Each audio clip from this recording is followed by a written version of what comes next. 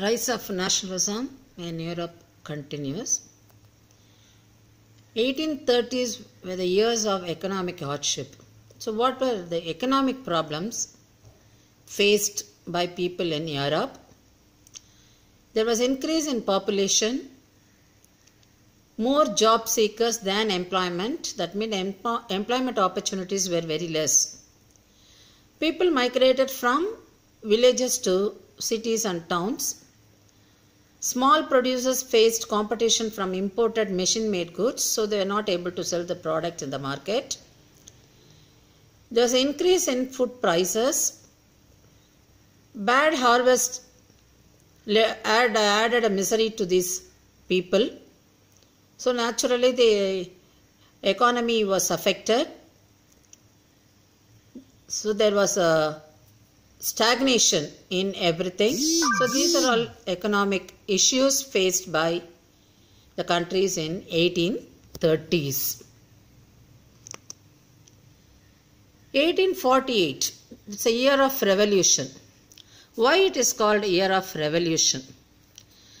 The peasants already started, then unemployed people, workers started the revolts already. Now along with them you find the middle class consisting of professionals, educated people, they also joined the revolt. So liberal middle classes demanded constitutionalism with national unification.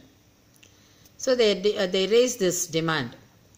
Wanted a nation state on parliamentary principles, that is they wanted a constitution, freedom of press and freedom of association. Political associations in Germany met at Frankfurt and decided to vote for an all-German National Assembly. So they are all marching towards Frankfurt. The parliament was convened in Church of St. Paul. So the elected representatives, they were going to take their positions and they drafted the constitution. There will be a king, but the king is subject to parliament. The drafted constitution for Germany under the monarchy subject to parliament. This idea was not liked by the King of Prussia. The Frederick William IV, the King of Prussia, he refused that offer. So he declined that offer because the king has to be under parliament. So the assembly was forced to disband. And the assembly lost its support also of workers, artisans. So it became weak and the king brought troops and disbanded the assembly, the forces. Next, the major events in Europe during this period, that is how nationalism developed. The first one, the major event, unification of Germany. How Germany was unified. Just now we saw how the people, the middle class, the educational middle classes, the people, they moved towards Frankfurt to take up their positions in the parliament. Middle class Germans tried to unite the regions of German Confederation into a nation state governed by parliament. That was a demand of them. Their initiative was repressed by monarchy, military and junkers. Junkers are landlords, junkers of Prussia. Otto von Bismarck, who was the chief minister of Prussia, he carried out the idea of unification of Germany with the help of army and bureaucracy. There were 3 wars fought over 7 years with Austria, Denmark and France. All the wars ended with the victory of Prussia. So the Prussian king William I was proclaimed German emperor at the soil of Versailles. So Germany was unified. Next major event was unification of Italy.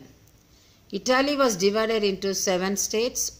Sardinia was ruled by Italian prince. That was the only area ruled by the the native.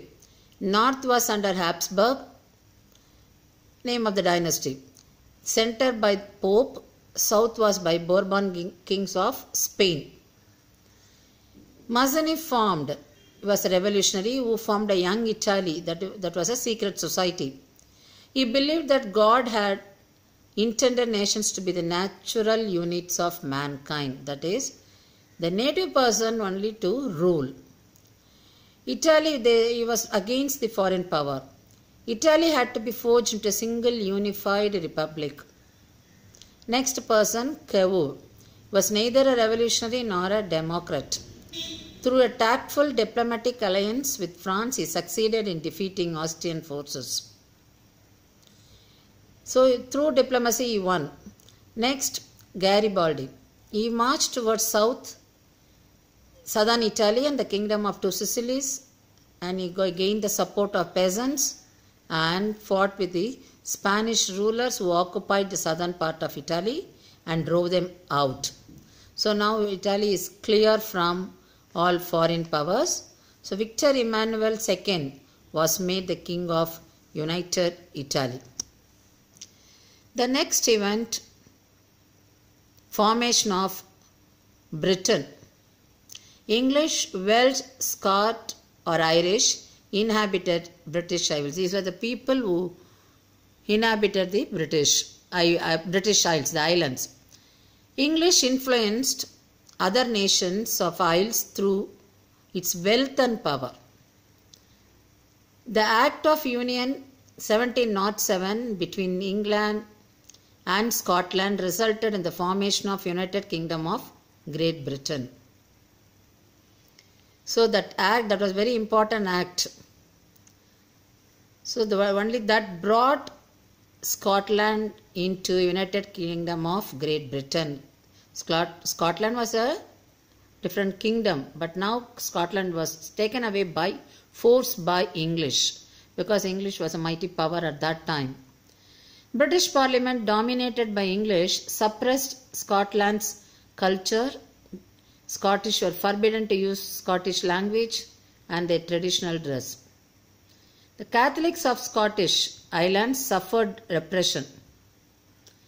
Ireland divided into, so they got the Scotland through these ways. Now next Ireland to be brought into Great Britain. What did they do? They applied divide and rule policy. Ireland was divided into Catholics and Protestants. Ireland was a Catholic country. The Protestants of Ireland were supported by English. The English helped the Protestants of Ireland. Catholic revolted against domination of English. Wolfe Tone, he led the revolt, but he was defeated. So Ireland was forcibly incorporated into United Kingdom. Then Britain formed its own flag and its own anthem. So new symbols were formed. So British flag, Union Jack, national anthem, God Save Our Noble King, and the English language were promoted.